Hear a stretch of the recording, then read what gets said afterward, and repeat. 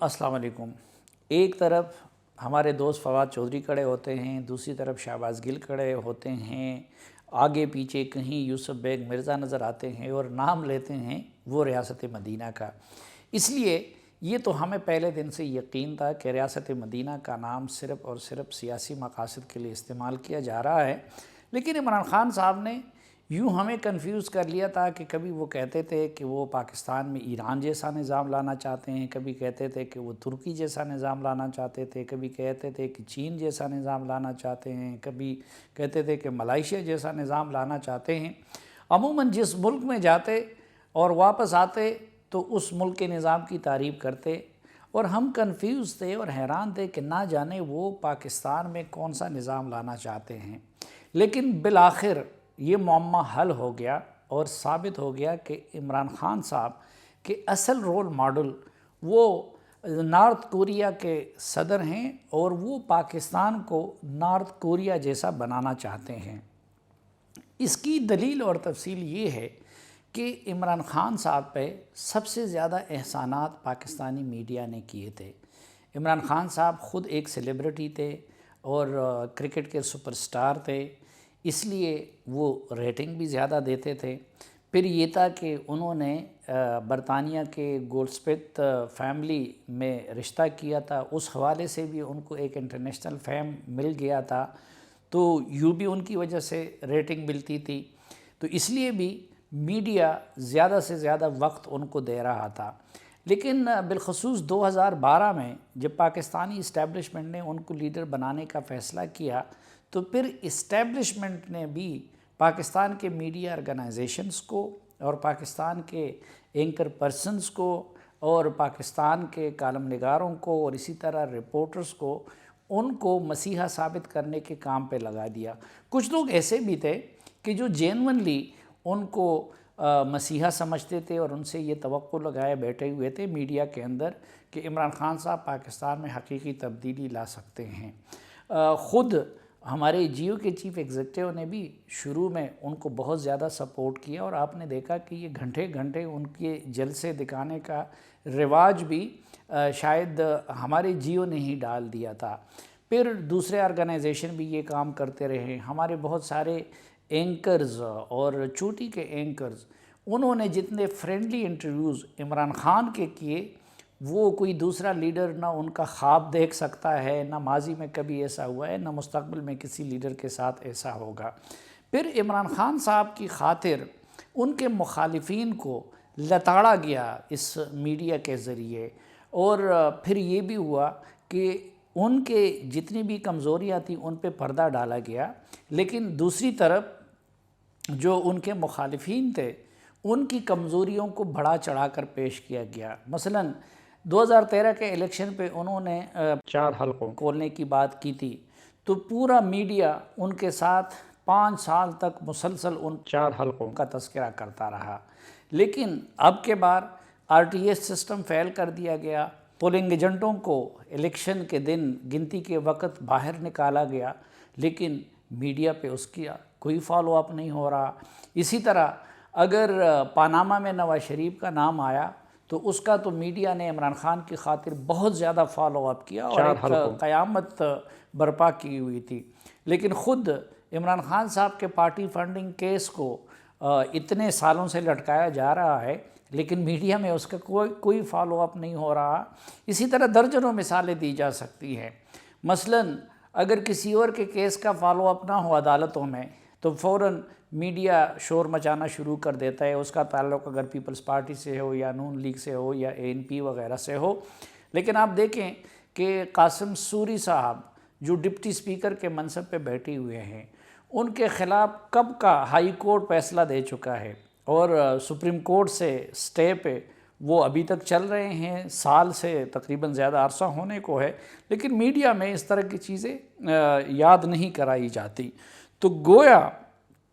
پاکستان کے میڈیا نے جتنے احسان کیے ہیں عمران خان صاحب پہ اس کی کوئی مثال نہیں ملتی، اور خود عمران خان صاحب بھی بار بار اقتدار میں آنے سے پہلے اس کا تذکرہ کرتے تھے اور مانتے تھے کہ ان کو لیڈر بنانے میں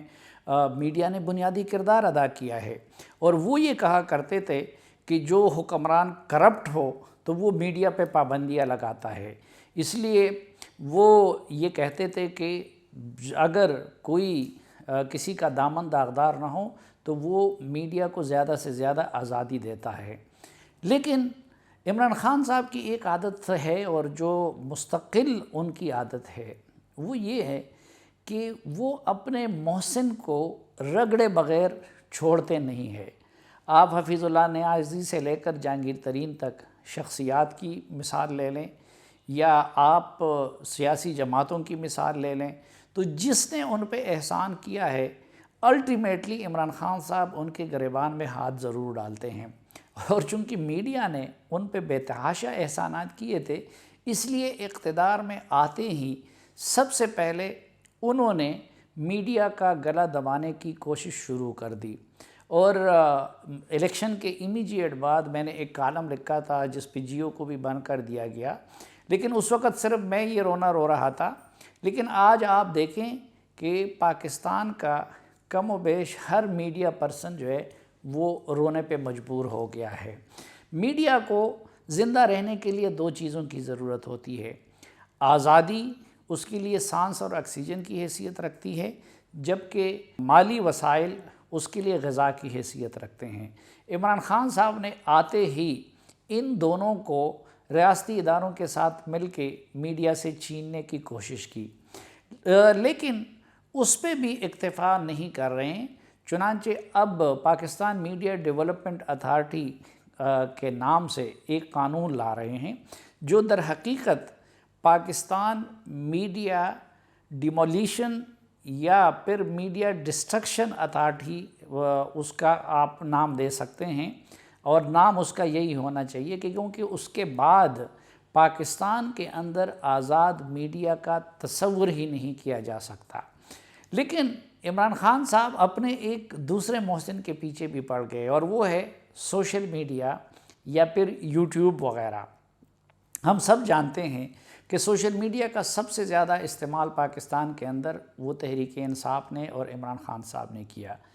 مجھے اگر کوئی مجبور کرے تو میں کسی وقت وہ تفصیلات سامنے رکھوں گا کہ کس طرح برطانیہ میں، امریکہ میں، آسٹریلیا میں، سنگاپور میں اور دنیا کے دیگر ممالک میں پی ٹی آئی نے وہ سوشل میڈیا سیل بنائے ہوئے تھے، اور اسی طرح ملک کے اندر بھی جہانگیر ترین کا الگ تھا، عثمان ڈار کا الگ تھا، عارف علوی کا الگ تھا، اسد عمر کا الگ تھا، عمران خان صاحب کا الگ تھا، پھر پی ٹی آئی کا الگ تھا، صوبائی سطح پہ الگ تھا،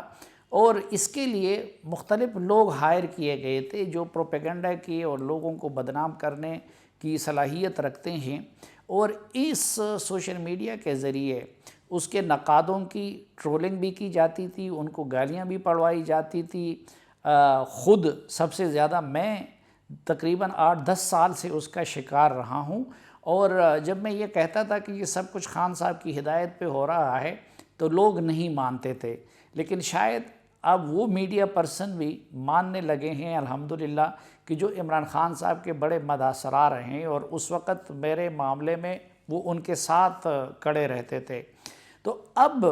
یہ جو نیا قانون لایا جا رہا ہے اس کے ذریعے اس سوشل میڈیا کو بھی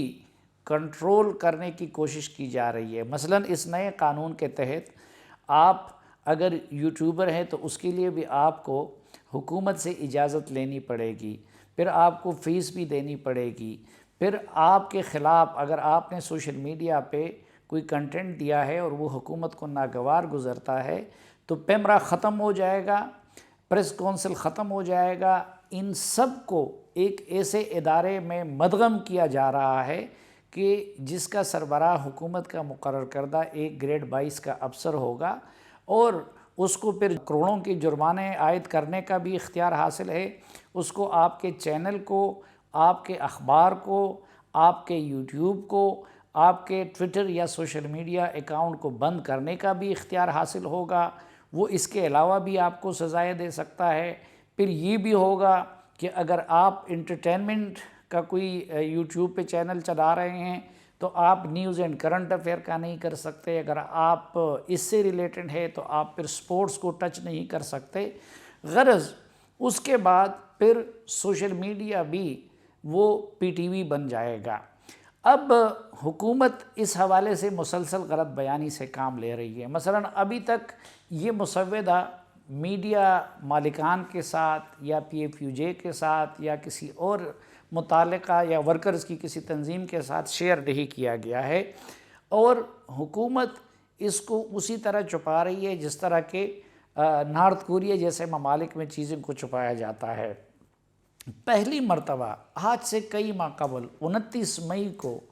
جیو نیوز کے جرگہ میں نے فواد چودھری صاحب کے ساتھ جو مسودہ مجھے مل گیا تھا اس کی بنیاد پہ پروگرام کیا، اور اس میں یہ ساری چیزیں تھیں جو میں نے آپ کے سامنے گوش گزار کر دی۔ اور فواد چودھری صاحب کے وزیر بننے سے پہلے بدقسمتی سے یہ احمد فراز صاحب کے صاحبزادے شبلی فراز صاحب کے دور میں اس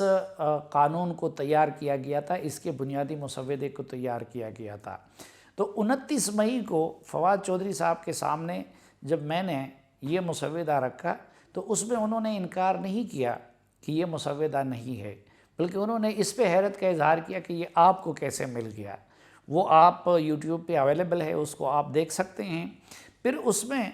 فواد چودھری صاحب نے اس کی مندرجات کی بہت ساری چیزوں کا دفاع کیا، اور البتہ ایک جب قید کی سزا کے بارے میں نے ان سے پوچھا تو انہوں نے کہا کہ یہ ہم نے اب بدل دیا ہے، نئے مسودہ میں یہ نہیں ہے۔ ابھی تک وہ اس مسودے کو تو سامنے نہیں لا رہے ہیں، لیکن حکومت نے دن رات ایک کیا ہوا ہے اس کو قانونی شکل دینے کے لیے، اور اب ارادہ یہ لگتا ہے کہ یا تو اس کو بہر صورت حکومت اس پہ مصر ہے کہ اس کو قانون بنا دے، اور اسٹینڈنگ کمیٹی میں اس کو پیش نہیں کر رہے ہیں۔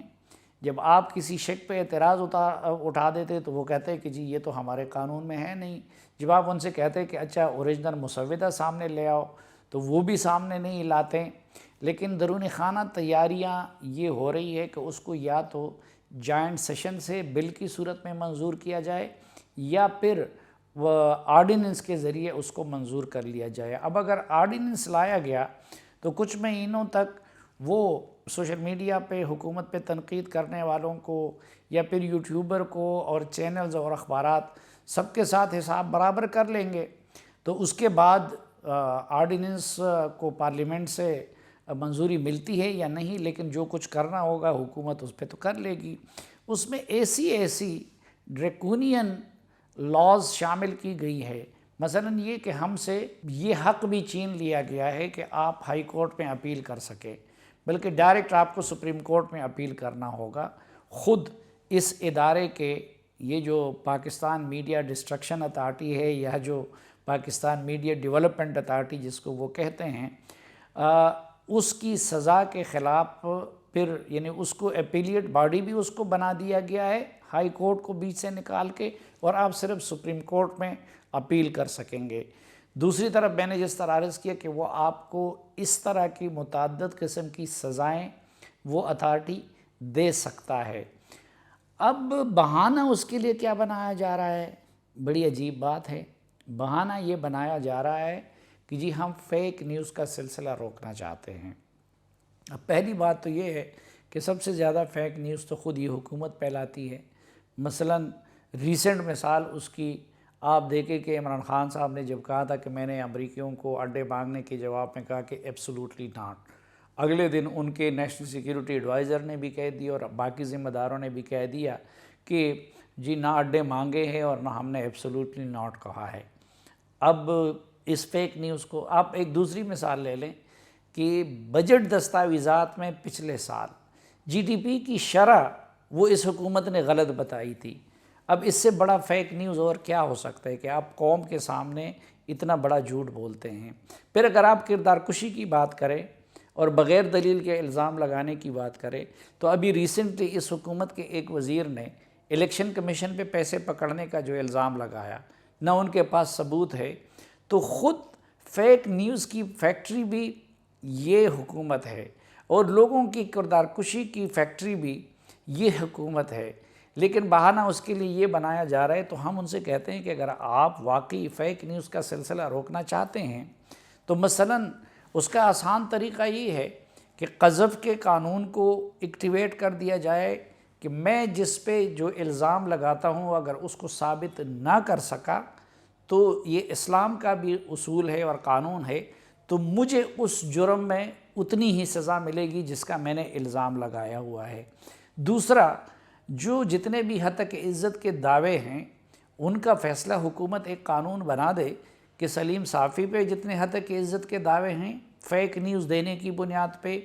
شہباز شریف پہ ہیں، عمران خان پہ ہیں، دوسرے اینکرز پہ ہیں، دوسرے کالم نگاروں پہ، رپورٹرز پہ ہیں، ان کا فیصلہ 1 ماہ کے اندر اندر ہو جائے تو پتہ چل جائے گا کہ کس نے زیادہ فیک نیوز پھیلائے ہوئے ہیں، اور اس کے بعد ساری دنیا میں فیک نیوز کو اسی طرح ہتک عزت کے قوانین کے تحت اس کا سلسلہ روکا جا رہا ہے۔ لیکن وہ کرنے کی بجائے حکومت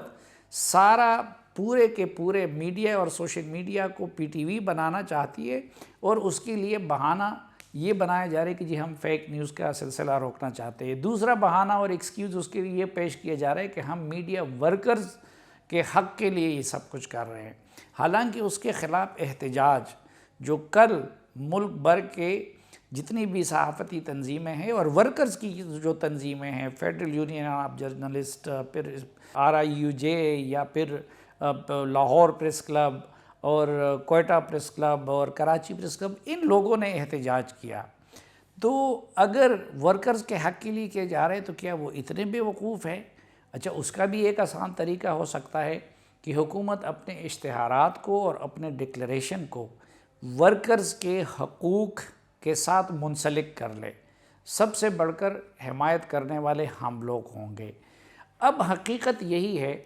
کہ عمران خان صاحب نے ساری زندگی ایک لاڈلے کے طور پر گزاری ہے، انہوں نے کبھی تنقید سنی ہی نہیں ہے، انہوں نے دوسروں پہ تو ہر طرح کے کیچڑ اچھالے ہیں لیکن کبھی خود تنقید کا سامنا نہیں کرنا پڑا ان کو۔ اس لیے اب جب وہ حکمران بنے ہیں اور تھوڑی بہت ان پہ تنقید ہوئی تو وہ میڈیا کا گلا دبانے کے در پہ ہو گئے۔ لیکن یہ میرا عقیدہ ہے، اور وقت ملا تو میں آپ کے ساتھ اس قانون کے ان تمام کنٹینٹس کو ڈسکس کر لوں گا تفصیل کے ساتھ، کہ اگر تو یہ قانون بنا تو اس کے بعد آزادی اظہار کے لحاظ سے پاکستان اسلامی جمہوریہ پاکستان نہیں رہ سکے گا، اس کے بعد یہ شمالی کوریا کا نقشہ پیش کرے گا۔ اس لیے میں کہتا ہوں کہ وقت نے اور عمل نے اور کردار نے اور ارادوں نے ثابت کر دیا کہ عمران خان صاحب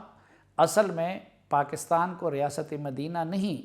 کیونکہ ریاست مدینہ میں تو ایک عام آدمی کھڑے ہو کے وقت کے حکمران سے پوچھتے ہیں کہ جی میری ایک چادر کے مقابلے میں آپ کے 2 چادر کیوں ہیں؟ وہاں پہ تو احتساب کا ایسا نظام ہوتا ہے کہ اس کی زد میں سب سے پہلے حکمران آتے ہیں۔ تو وقت نے ثابت کر دیا کہ عمران خان کا اصل رول ماڈل وہ نارتھ کوریا کے حکمران ہیں، اور وہ پاکستان کو ریاست مدینہ نہیں بلکہ نارتھ کوریا بنانا چاہتے ہیں۔